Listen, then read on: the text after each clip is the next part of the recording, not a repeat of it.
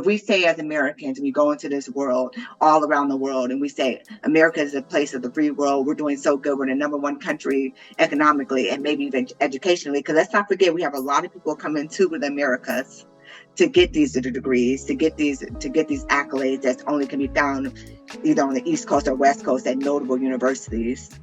And people are paying top dollar to come to our university, but we claim that education is not valued in our own country and made available to its own citizens. How can we say that how will we be able to stand clear and say that America is really doing good or value education? Or is that a direct contradiction? Or are we just full of it? Education in America. What does it mean? Who is it for? And who is it failing? We'll find out on today's powerfully thought-provoking episode of the Discerning Elephant Podcast. So here's a big question. Does education matter in America? There's been a lot of debate about it. People seem to think that education really matters. Some people think it doesn't matter. Does education really matter? Carla, what do you think? I say that's a tricky question. And I'm totally honest when I say that. Because we have a system, we have something in place to educate folks, right? The general public, your public schools, obviously you have charter and private. But looking at statistics and numbers, I would say no. Most specific people, right? So that's why I would say yes and no on that answer. And Alona, you can jump in on this question as well. Ilana? Yeah, okay. So good morning.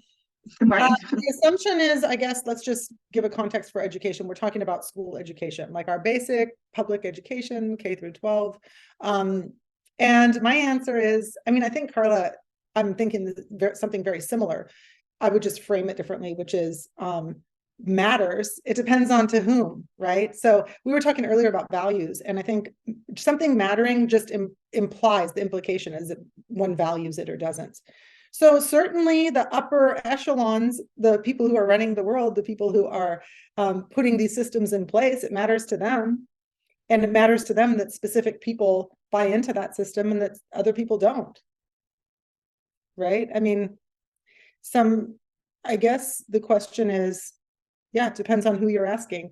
Does it matter? Yeah. My answer is yes.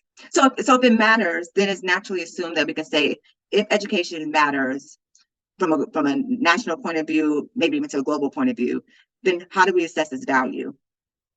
It's been studies have shown that if people are educated, it helps them become better citizens, get a better paid job. It shows the difference seemingly between good and bad. So what is America's value on education? Yeah, the value of education is it keeps people in place where we need to keep them. So people who are educated and people who are voting and people who are reading are going to be participating and shaping, the world we live in, and people who are not are going to be subordinate and subservient to that. And it's interesting because every massive political movement and every disastrous indoctrination is about education. I mean, during the times in this country, times of slavery, the most important thing was that people not be allowed to read and write, people not be educated. And so that speaks to power. During the time of Nazism, the rise of National Socialists in Germany, the big thing was get kids while they're young and indoctrinate them, educate them the way we want them to be educated. We look at communism, you're educated in service of the state. So, yeah. What's your thoughts, Carla? Piggybacking on what I said earlier, I say yes and no, just because I totally believe in the whole idea of the free and public education. Like, great, brilliant idea. But my problem comes in where we're not serving everybody in that system. Okay, so that's where my beef is, if you will. Because if you say one thing but do another thing, then that's contradictory, hypocritical, et cetera, right? So if you're saying, education is important, we want all students to thrive, but you have data showing that this whole group of people are not being educated and not being successful, and yet and on top of that, not implementing initiatives to subvert that or to fix that issue, then I would say no, I don't think that education for all is the actual sentiment, because I don't go by what people say or what the government says. It's like, what does the government actually do, right? You just brought up a really good point. And to your point, we were just talking about this the other day. how many presidents, look at the last 10 years, have run and said, education is so important, up to our most recent leader, and how much money was just poured into the Ukraine war. I'm not speaking on whether or not we should be pouring money into the war. What I'm saying is, look, follow the dollar. Which one of you says that? Follow the money. I think it's you, Carla. Both of you probably. Follow the money. Where are we putting our money? Where are we putting our resources? Where are we putting our energy? It's not in education. 19% of Black boys in this country, and that was 3 years ago. I think the statistics are even more dire now, are reading proficiently, are literate. And that's another thing to bring into this. I don't know where it fits in, but the systems, we have to talk about systems, and the mental health system and the education system are colliding. And the collateral damage on that is our Black and brown kids who are being diagnosed, who are being put in special education, who are being labeled with conduct disorder, antisocial disorder, ADHD, they're hyperactive. We are just using the education system, the mental health system, as another way to funnel kids into prisons and out onto the street. So with all the things that's up against education, or maybe even public education system, how is it that America still is leading the free world and seems to be this formidable country that rules in the land of economic prosperity, education prosperity, which is arguably debatable, especially as we look at it now. In America, education is essential to achieving what we deem as the American dream. How can we not say that we value education? What contradicts the idea that we value education? How can we not stand on that thing? If we say as Americans, we go into this world, all around the world, and we say America is a place of the free world, we're doing so good, we're the number one country economically and maybe even educationally, because let's not forget we have a lot of people coming to the Americas to get these degrees, to get these accolades that only can be found either on the East Coast or West Coast at notable universities. And people are paying top dollar to come to our university, but we claim that education is not valued in our own country and made available to its own citizens. How can we say that how would we be able to stand clear and say that America is really doing good or value education? Or is that a direct contradiction? Or are we just full of it? Well, I mean, you make a point of, yes, a lot of people from different countries come here to receive an education because in their country or wherever they're from, it may not be the same structure, right? But people are getting educated everywhere. I mean, let's be clear. And I would like to fact check because I think economically and technically, I think China is now number one. I believe we can check that. But yes, we are known as the most wealthiest and progressive whatever country there is. And yes, people do come here to get an education. But I think it's also those additional education resources. Like obviously here, you can go to public school, but you can also go to part of a private. There's all these myriads of after school programs and specific, like your what's the one like the Kumons and those after school type of programs, and that may not be accessible where they are coming from. But coming back to money, like we do spend a lot of money on education, but we spend even more money on the person complex. Like for example, and I have this data set, our correction spending is in the $500,000 per inmate, but our public education per pupil spending, the max you're looking at is 24 to 30,000 per pupil, and this is at your university level. So just looking at that, not saying anything else, where do you think our priorities are? I mean, if you're just looking at that, and so that speaks volumes, I think. Ilona? Yeah, I'm going to try. This is so complex and so complicated because we need to look at like the university system versus the, public K through 12 versus these are different. So I'm not going to speak to that just because it's so big. And Carla, you kind of, addressed it well enough for our purposes. I would say, and what I really want to call out and is bring out the idea of systems. And we talk a lot about it's systemic. And I'm really concerned about how when we put the right language on it, we think we have all the right names, we have all the right talk. We're talking about privilege and power and systemic racism. But I'm not sure we really have internalized what it means to have a systemic problem. And so, first of all, why is the United States the way? Those are millions of, some people think it's because of capitalism. Some people think it's because of this. But I think for our purposes, we can say we have a lot of resources. We live in a big country. There's a lot of power. Why the United States is number one, what I think is more important to ask is what we are looking at really what the facts are? So if you claim that this is what we are and so powerful and so I think you have to ask, is that really the case? Well, if you go and look at the numbers, 23% of the kids in this country in K through 12 public education are literate, are reading at grade level. That's 4th and 8th graders. 23%. It was 49% when we were complaining about this years ago. It's insane. So no, education is not being prioritized. And education, I would even argue, is being used as a means of control and as a means of keeping certain people in power. And I think we have a big emperor is wearing no clothes problem. And I think that, yeah, there's a whole probably show or discussion we could have about systems, and they're problematic. Interesting. So when we come back, we're going to dive into this a little deeper. We're going to go back to K to 12 and talk about the public school system. We'll be back in just a moment.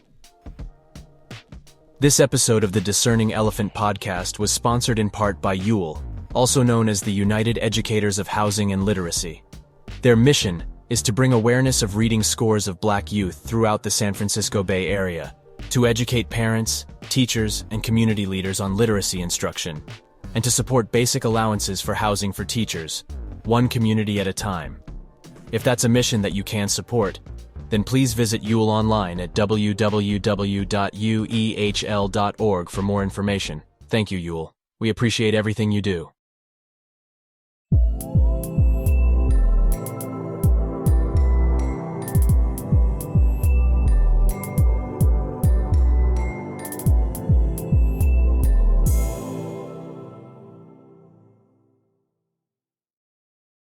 Hi, welcome back. We were going to dive back into K to 12 and the value of education, if it even exists at K to 12. During the break, we were speaking about some really interesting things that Dr. Carla Prince-Chain brought up that I thought was a matter of policy and things that we could actually talk about as relates to contemporary policy. Carla, let's go back to that primary discussion on Prop 209. Give us your thoughts on that. Well, Prop 209 was passed by the voters to prohibit against discrimination or preferential treatment by the state and other entities. So I get that, but if that is now the law, and I know recently the Superintendent of Education, Tony Thurmond, tried to pass legislation, regarding focusing on Black boy education and education attainment, and that was cautioned by our Governor Newsom that it's going to against Prop 209, or it's going to, I can't think of the word right now. But anyway, in the state of California, we have over 20 some odd CSUs and about 9-10 UCs, and they specifically receive federal funding to become Hispanic serving institutions, which they have to have 25% enrollment, et cetera. So that to me seems like it's specific. And I'm not saying that that group does not need that help. What I'm saying is, why can't we find something to also help this other group, meaning Black boys? Ilona? All right. Well, I'm going to bring this, first of all, Carla, to what you said. It's unspeakable, really. It's the fact that we are not solving the problems that we need to solve. It speaks for itself. This is not a money issue. We were talking about money in the sense it is a money issue in the sense that we need to have money, but there's not a problem with money. Like if we're spending this and this much money per student, first of all, again, that money could be going to putting tractors to dig holes in the field, in the soccer field. Just because that money, and we're dividing and doing a per student ratio of where the money goes, we don't know where the money goes. So money, I think, is a whole, we need money, we have money, there's so much money. All I want to say is there's money to do everything we want. And so it comes back to values. And if we're talking about, there are 10 ESL programs, for example, in these classes, and there is not one program for Black boys. We know that they are at the bottom of the pile, and we're not doing anything to help it. And so all that I can say, all that I think can see and pull out of this is it's not important. And I would venture to say, not only is it not important, it's important that it not change. It's important to keep the systems in place that are in place.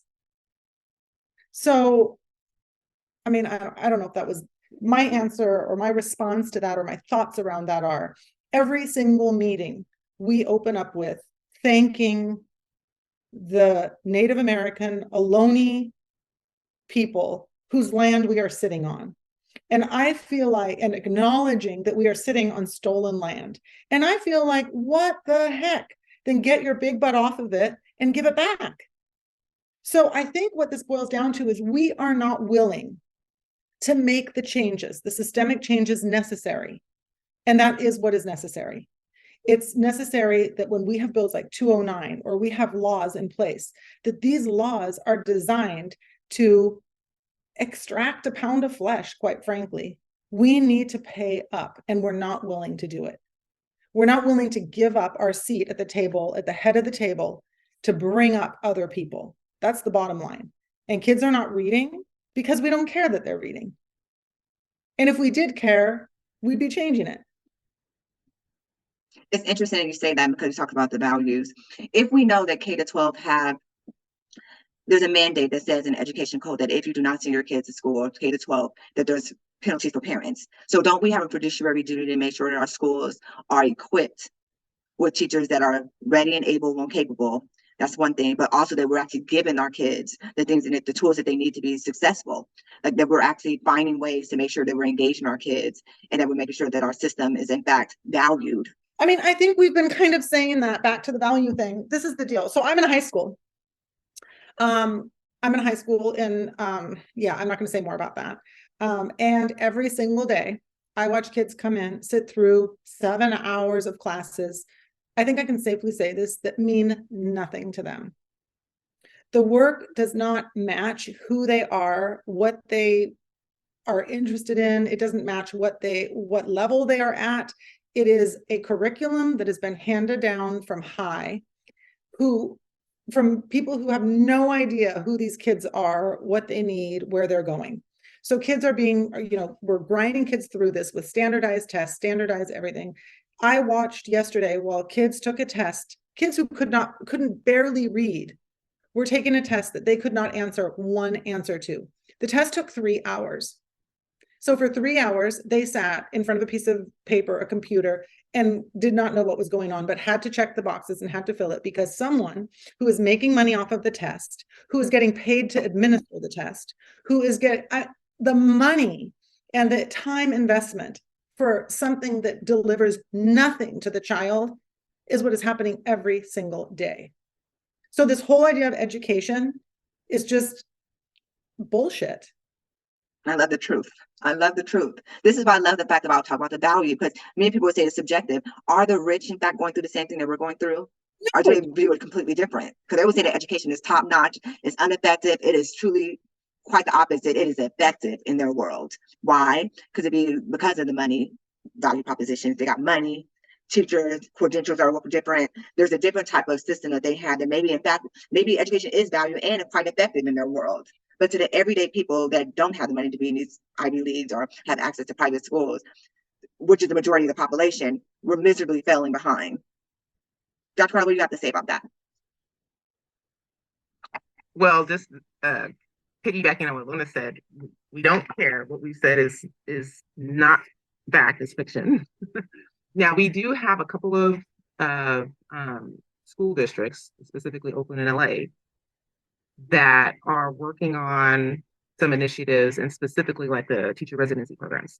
Because one of our data points into why Black students, specifically Black boy students, are doing well is partly because of the curriculum, it's nothing related to them. There's nothing showing them in history, but also they don't see themselves in the teachers, right? Like we know it's predominantly white and female, and it's like there's no connection or room for connection. Not that there can't be. There is data to show that the students need teachers that look like them, right? So Oakland has their Grow Your Own, and I'm not sure the name of LA's program, where they're trying to give stipends to Black male teachers specifically to come into the classrooms to help with this issue, to be part of there's a cause. There's many things that are affecting the Black boy achievement, and one of those things that is reported to help is having a teacher of color in the classroom. And it's supposed to help all students because honestly, once you get through elementary school, junior high, and college, like if you don't see a teacher of color until you get to college, you're kind of like, questioning, do we not have relevance to that, or can we not teach that? You know what I mean? Like there's questions that are Absolutely. It's Yeah. it's painful. It is painful to think what that does to a child who has no sense of connection. Like, I belong here. There are other people like me. It's horrible. And to your point, yes, credit, they're coming up with these residency programs, but again, it's just bullshit. It's like, what are the stipends? There was an article published in EdSource just the other day about, they have these great residency programs, but the money they're offering, the stipends they're offering are so paltry or so poor. It's a joke. It's like, if you're serious, pay good money. Mm-hmm. Like, give people enough money to live off of, to be able to do this work, and they're not doing it. So kind of, again, they're making it look good. It's wrapped up in a bow, but really inside, what's in the box? It's empty. I think it goes back to the idea about values, because it's something you said, if we care enough, we'll pay our teachers more, particularly for K-12.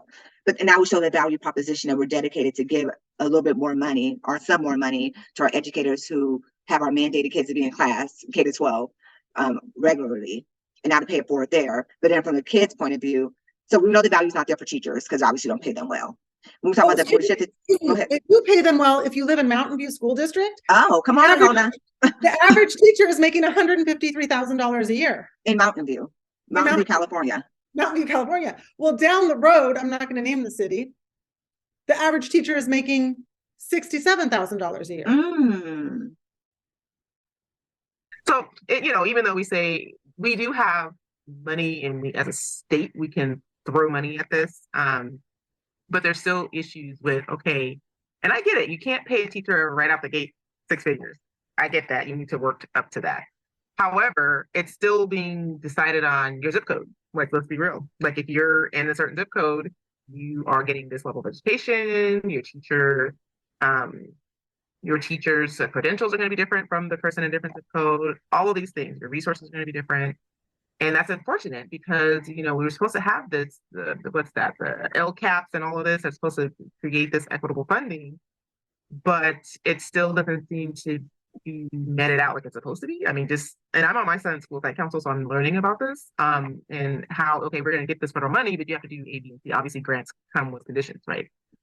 So, we have a lot of special needs students. We have a lot of free reduced lunch students, right? And so it behooves the schools to set up these councils to state how the money's going to be allocated.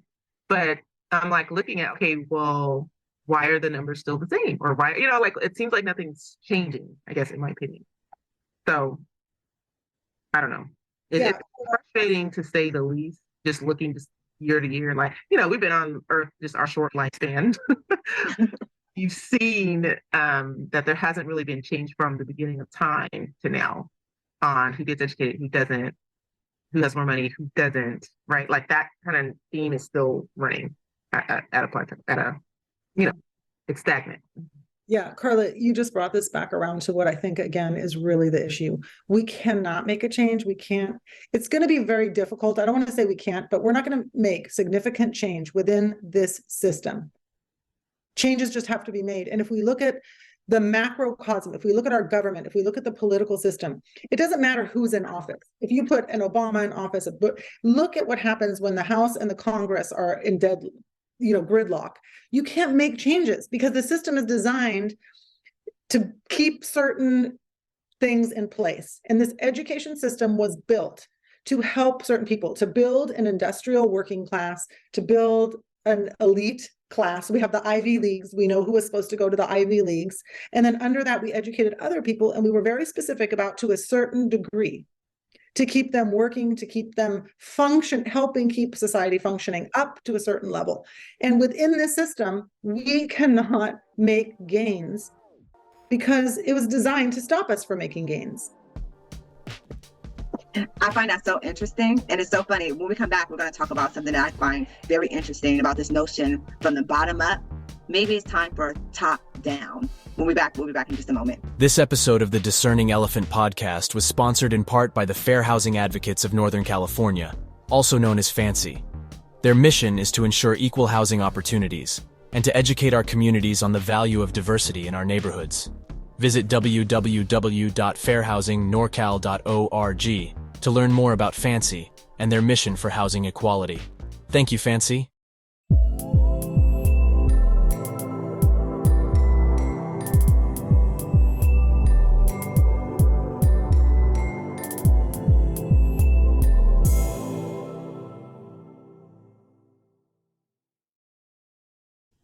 Welcome back. We were talking about this notion between from bottom up. We've always been about starting from the bottom, going to the top, fixing the bottom to get to the top. And maybe could it possibly be that now where we are in real time, that there's so much influence at the top, where there's money, there's resources, there's notable people, there's notoriety, then maybe it's there we need to be able to fix our public education system so we could change the value proposition on how we see education. Maybe it might be that these institutions that people are running to, or I should say flying to across the Pacific Ocean and Atlantic Ocean to get to notable universities that have so much power and influence with people, places, and things, then maybe those might be the people that actually change the way we see the K-12 education system across our country. Maybe we might need to dismantle it from people at the top to start from these universities to work their way back down to K or even pre-K.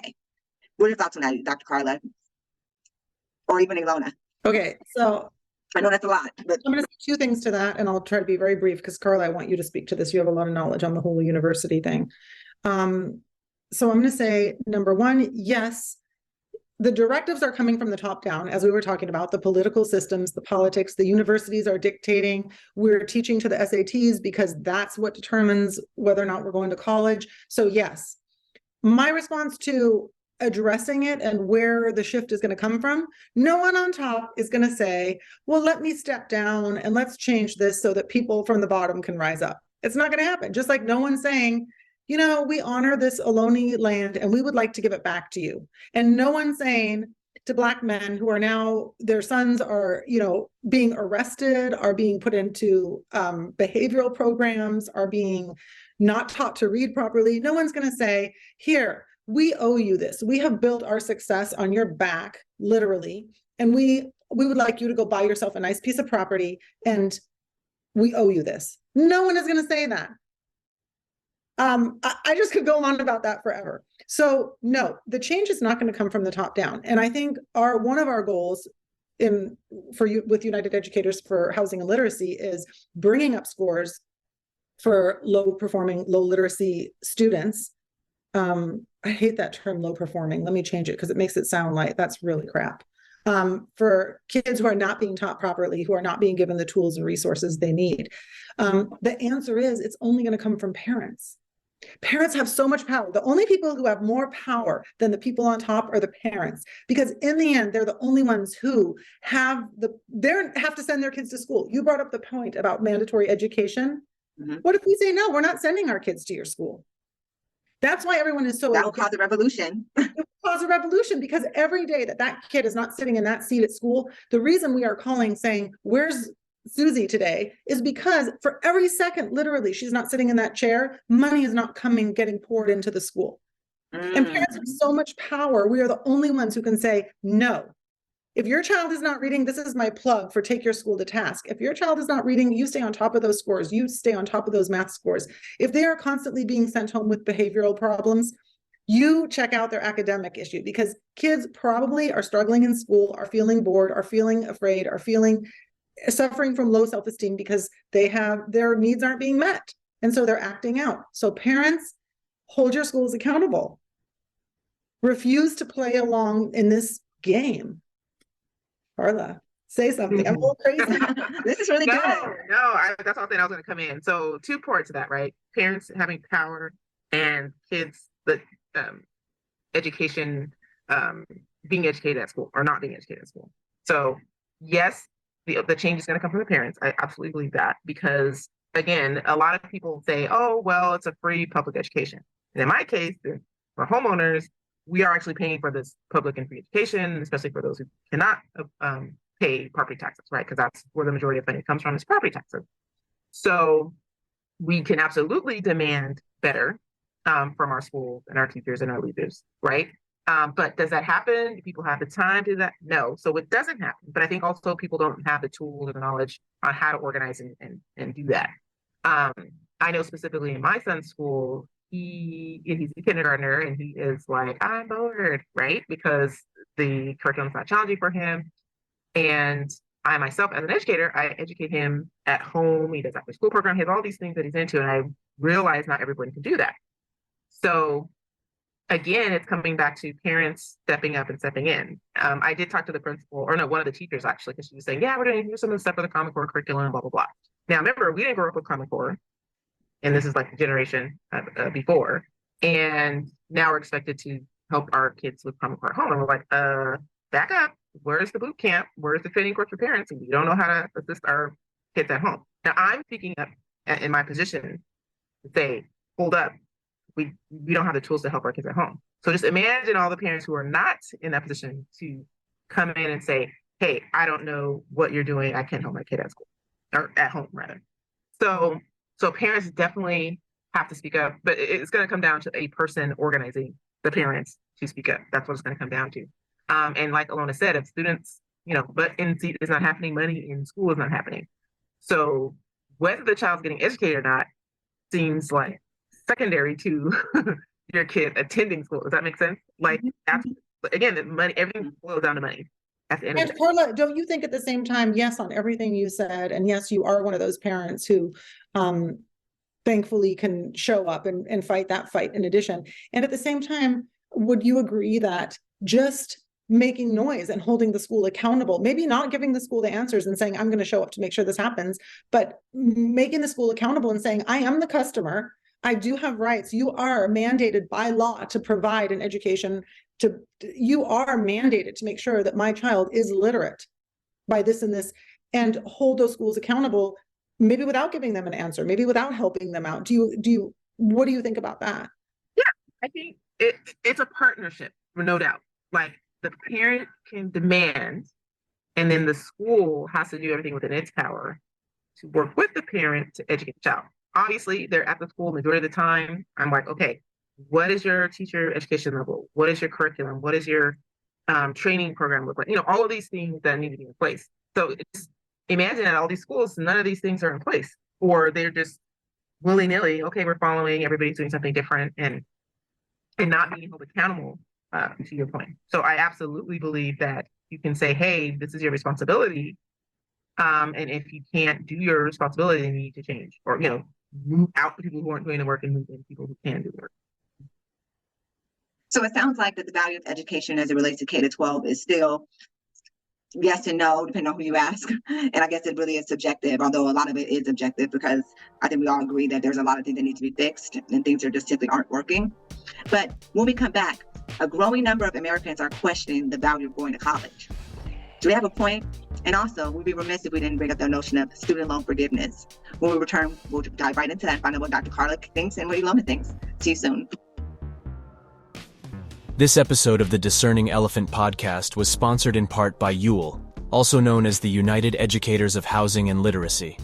Their mission is to bring awareness of reading scores of Black youth throughout the San Francisco Bay Area, to educate parents, teachers, and community leaders on literacy instruction, and to support basic allowances for housing for teachers, one community at a time. If that's a mission that you can support, then please visit UEL online at www.uehl.org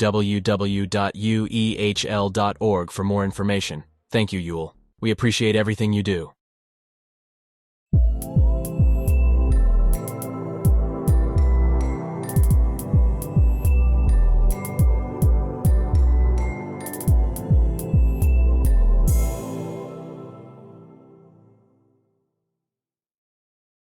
Welcome back.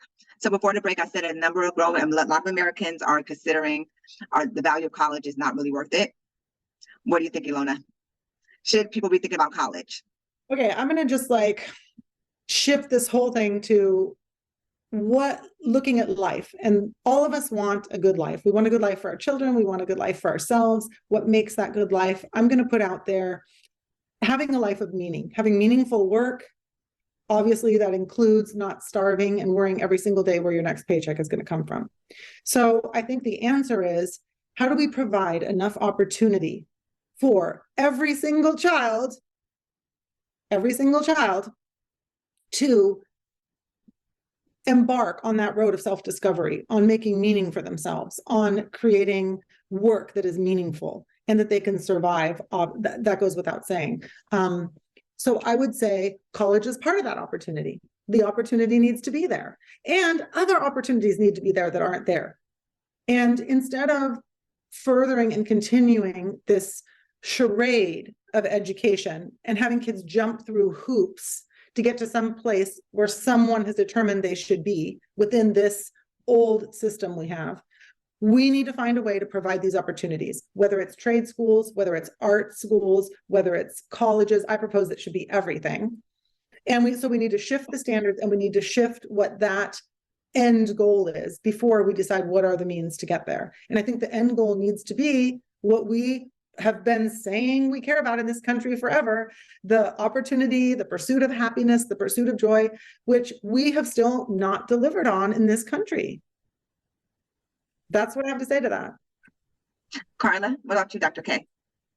So I agree with Alona that opportunities need to be there, because we know not everybody's made for college, not everybody's made for trade school, not everybody's made, so let's have some options.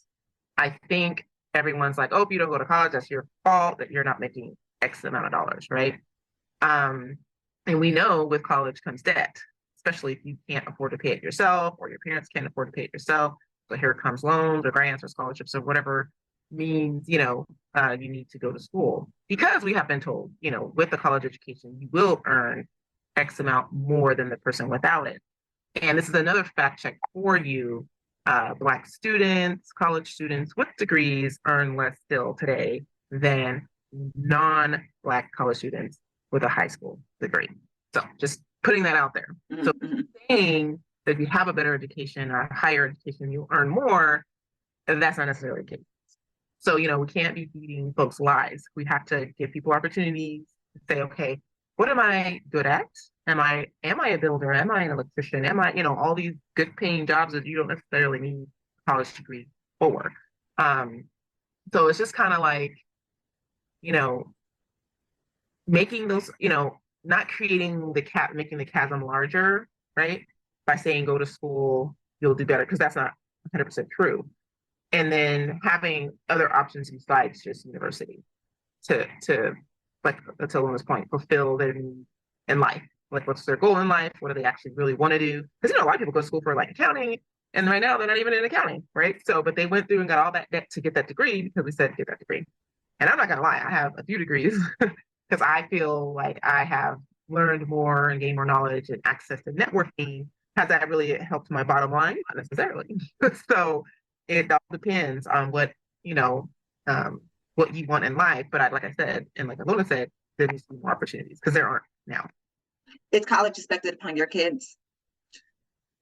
Ilona, Carla, would you, if your kids came to you and said, Mom, do I need to go to college? Would you require them, or push towards them, or lean, or would you let it literally be up to them to make that decision? In the world that we live today, and given the fact that the cost of education, would you expect them to go to college, or would you look at them like, what are you thinking about? That it's not an option. Well, for me and Ilona, I'm gonna jump in, but I am going to, and we are, this is not just my decision to make, it's my husband's and my decision to make, whether that's a goal for our son. And honestly, like I already said, Black folks with college degrees, and obviously my son is predominantly Black, but he is Black. And so I'm like, what are his opportunities going to be in the world? Mm-hmm. Us, right? So obviously being smart financially, setting him up for success. So having that 529 in the event he does go to college, having a savings account set up, like putting all these things in place to better help the future. And I would say, yeah, my husband and I have been like, yeah, he's going to go to either here, here, or here. Now, whether he decides to go on after that, we don't know. But we do feel that paper is going to help him a little bit in his position. So, Ilona? I mean, Carla, you said this much more tactfully than I would have, but I know because we also personally we're friends outside of business. And I know that we both will probably said some version of you will go to college or I will murder you. But I think also I need to say for both of us, I think the value of college we see does go beyond the dollar. Like it's okay. I didn't send my kids to college or send them. I didn't provide a college opportunity for my kids or support them in pursuing that opportunity necessarily because I thought they would make more money. The truth is there's so much more value. We know that that is a time of personal development for kids. That is a time of self-discovery. And I think that's one of the things, especially in Black and Brown communities, that is even as important as the financial benefit that they might gain. I think that for communities of color, you obviously would know this better than I would, but I would just guess that that is a huge, I think, benefit and opportunity that we need to be providing to help also in the recovery process. In the, I think attaining a meaningful life for children. I think college is about that in this day and age.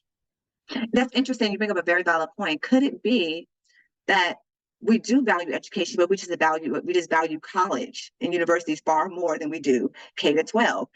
Maybe that's by, and maybe it's not intentional, but maybe it just happens to be that way because that's where people get to make that decision to go to college. In many cases, on their own as an independent, like you're investing in your future. And you're investing in your own dollars, and I'm getting paid regardless of what you do. Versus in K to 12, it's like a mandate where, some succeed, some don't. Which is interesting. People don't really say, "Hey, what middle school did you go to? What high school did you go?" That's never really the question. It's really what university did you go to? What college did you go to? Could that really be the case that we actually value our colleges and universities? Because we certainly have people running here to come to K to 12, right? We don't hear about stories like that.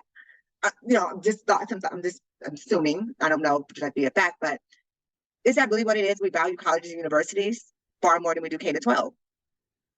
Is that where the problem here lies? Well, I think the universities have an obligation to stay open and to raise funds and money. So they're really looking at whoever comes through their doors that they do graduate and do big things, because what does that do? That's like a free marketing tool, right? To get more people to come to your school. And that can be said for some private schools and some magnet schools or some of your public-private charter. You know what I mean? Like, okay, look who graduated from our program and look how they're doing. So send your kids here and they'll achieve that same level. Which again, you can't base someone else's life on someone else's life. So I don't get that. But anyway, and just to go back a bit on our previous conversation, I just was thinking about this the other day. Usually in a school district, so we're going K-12 here, there's like 1 million elementary schools.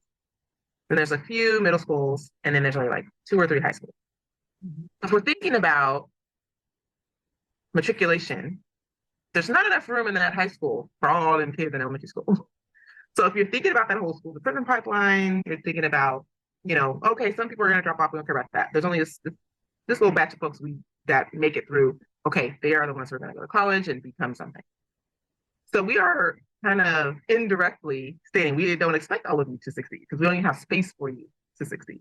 I mean, I was just thinking about that I was just blown. I was like, right? So then you get to the university level. So there's only so many people that are getting into those, you know what I mean? So what happens to all those people that fell through the cracks between K-12 before you even get to university, right? So back to Ilona's point, there's got to be other opportunities for that group that does not go. And maybe they do get their GED and start working and go to college eventually. But what other avenues are we going to offer our students? Just because they don't go to college doesn't mean they're, they can't be educated or they don't have dreams and goals and hopes and all that. You know what I mean? So that's my institution. That's really interesting. Ilona, do you want to touch on that? I'll really fast say that Carla went to USC and I went to Cal State Fullerton. Yeah, I want to say to that, just back to meaning, Carla, what you said was so wise. It's a microcosm of the macrocosm. And you use such good words saying indirectly, we are making this assumption, we are providing for this, this state of being what it is. It's so well put. And that is what's happening. And yeah, we could just talk about this forever. It's so funny. And I love that, Carla, that was so profound because it really ties, that same system happens inadvertently, like you said, in the college university system. Our junior college, no one's really caring as much as they do with universities. 100%. And colleges are typically, I mean, even in San Francisco, it's city college is free. if you're a resident, you get city college for free. But no one's saying these things about universities and high schools. The high schools are far, one or two to choose from, but elementary is like 5 or 6. It's like something's happening as people get funneled out. K to 12 is free in most cases, most cases, but universities aren't. But we're willing to pay the cost, whatever it takes. They keep continuously showing they're failing our kids. Our kids are not matriculating quite effectively as they should be, but they're still there. We still keep bailing them out. More money, more money, more money. And we have no problem with still paying these schools to do a terrible job. And can't say it's a teacher fault, can't say it's a parent fault. Maybe everybody has their part to play. But we know this is simply ineffective, but we still keep funneling one year after another, one year after another, one year after another. But in our colleges, or in our universities, when something's not right, we fix it right away. We have feedback loops. We have alumni groups. We constantly have these constant feedback loops because it's tied to $1. And that brings me to the conversation about why is it right now student loan forgiveness making some people boiling mad? Why? It's now at the highest court. We haven't seen nothing with public education go to the court. Board versus Board versus Roe. What was it? The school board versus. You're muted, Carla. Well, you're talking about the School Board of Education versus Kansas? Yes, we haven't said it again because I'm broke up a little bit. Oh, the Board of Education versus Topeka. Yeah. Yes. We're saying, we're no longer segregated, but that's not. Yeah, but this student forgiveness, went to the Supreme Court because people are boiling mad about people who are probably a lot of have-nots, because in fact they got all this debt, have-nots looking for some type of reciprocity to get out of this madness that they got themselves in, to know real part of their own, because we're taught that this is the American path, the American dream, that we must go to school, we got to acquire these degrees if we want to be somebody in life. And we do what we need to do. We acquiesce to a program that's seemingly, there's still, and we know that race and GI, people are trying to do a lot of GI work because these things happen, but these things people won't really get affected yet. Some people pay their way, some people are paying their way, and people are at various different stages, but is it going to really affect the people who maybe paid their way through? It's a weird notion. It's a tricky topic. Obviously, if as a government we look to the better performing education systems in Europe and the Nordic countries, this wouldn't even be a topic, right? Because their education is paid for at that level. But obviously, we haven't reached that oasis yet. I don't know if we ever will, because it's a business, it's a money making. We're a capitalist country, capitalist society, so it's about making money. And what would behoove them to get rid of that system? Number one.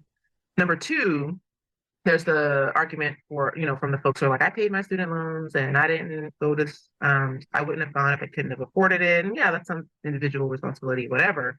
But that part of, I shouldn't have paid for someone else. We do that every day. We pay taxes, right? So our taxes pay for paving the roads and fixing the sidewalks and this and that and the other. So we do pay for other people already. And I think that it's interesting what people are willing to pay for. Like, we are paying for, as Belinda mentioned, this, we're helping the folks in Ukraine, we're helping the folks all over. We're very, global and helping other folks. But in this case, where it's helping your own people, I feel the pushback.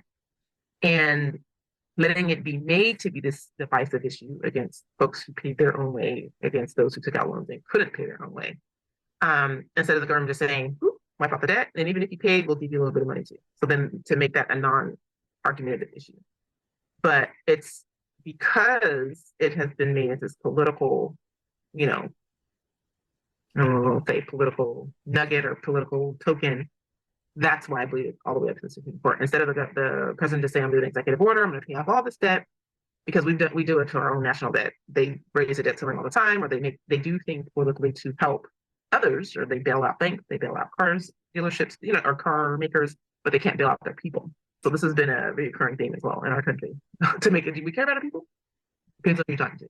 And so I think, and then saying write off this debt, but then everybody who paid, we can give you a chunk too, and that would kind of dissuade people from the argument. But I don't know, because I feel like if it's going to better someone's position in life, in the society as a whole, let's help them.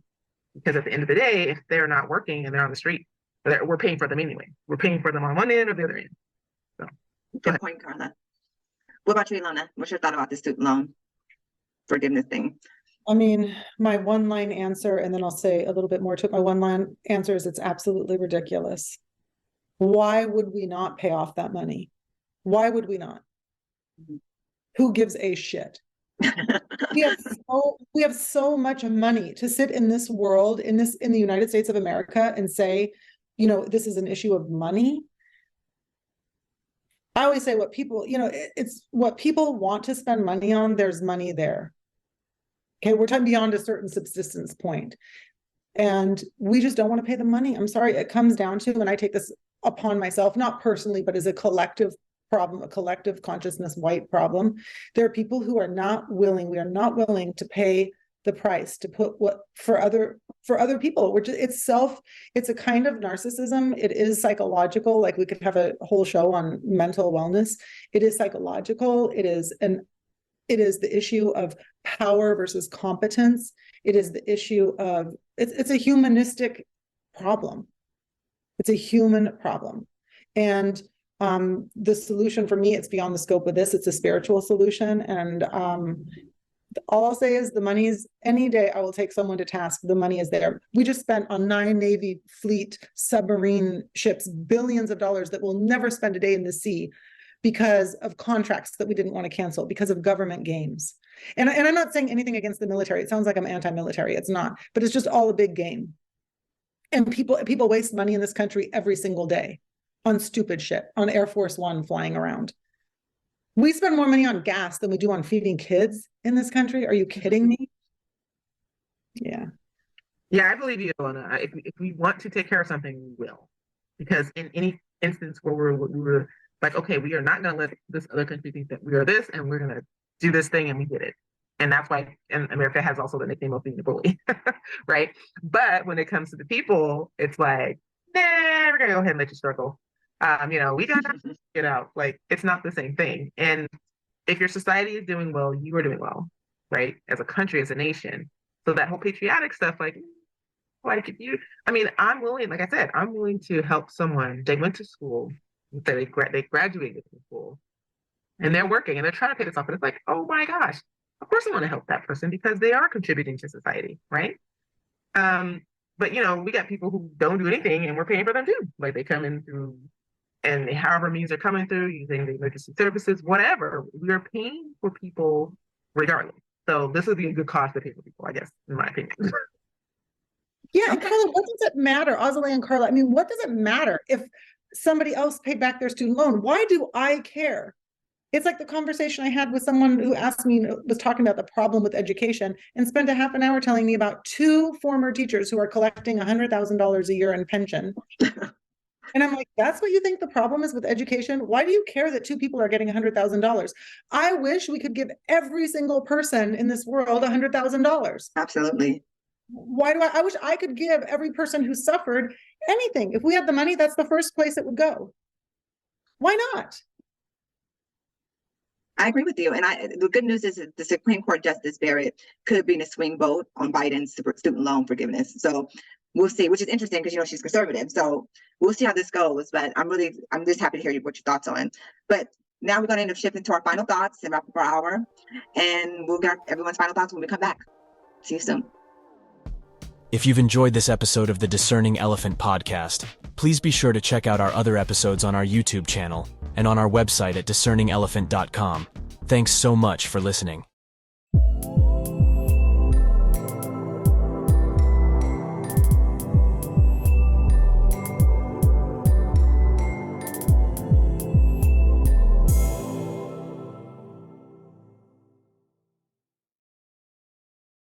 Welcome back. So now we're going to go to basically our final thoughts and see what's on people's mind. Dr. Carla, what's your final thoughts? My final thoughts are, we have to do something. We can't keep things the way they are. And it's going to take some time. It's going to take some guts, right? Because anything worth fighting for is not easy. And there's going to be a lot of people and money behind opposition to that, to change in general. So I always joke with Ilona, I was like, we're going to be like 65, 70 before we get anything moving, because it's going to take some time to get people to open their eyes and be willing to change.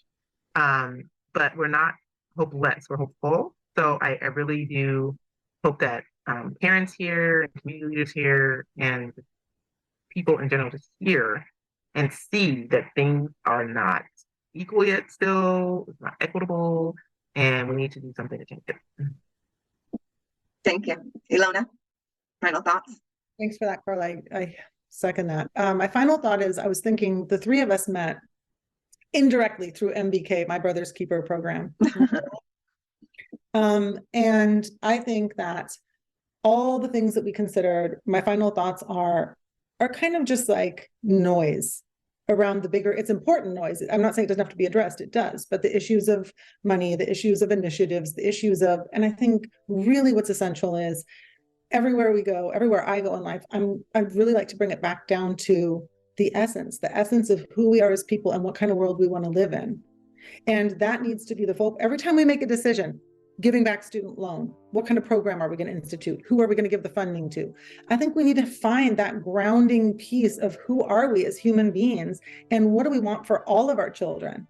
And like, we really need to get to a place that goes beyond labels and breaks through the systems, really like come to a deep understanding of what are the systems, what is the context in which we're working. Thanks, Ilona. And my final thoughts is this: the value of education will remain forever both objective and subjective until we all can agree that the value of education should in fact be an objective stance. Regardless of our systems, we want to all agree that it's an objective stance. And at that point, I think we can start to begin to build for real change. Something that's going to be scalable, sustainable, and something that's going to actually make us all better. See you next time on Discerning Elephant. Bye.